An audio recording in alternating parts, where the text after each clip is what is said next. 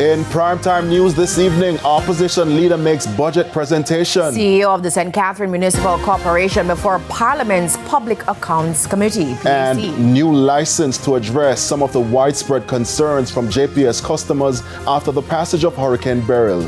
Good evening and welcome to Primetime News. We're live on air and online at onespotmedia.com. I'm Anthony Lug. And I'm Janella Precious. Also this evening, we have the business news, but Spencer Darlington is here with a preview of what's to come in sports.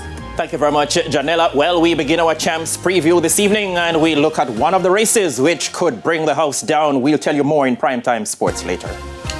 Looking forward to hear about that. And Romain Robinson is here with a preview of what's to come in the weather report. Romain?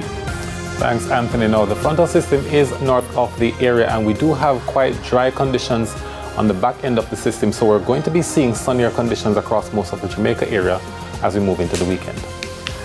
There's also sports commentary and E-Prime in this newscast. But before the break, the feedback question. And this evening we're asking, what are your thoughts on the proposals outlined by the opposition leader, Mark Golding? You can share comments online, facebook.com/televisionjamaica and on X at TVJ News Center. Please stay with us. Primetime News returns after this break.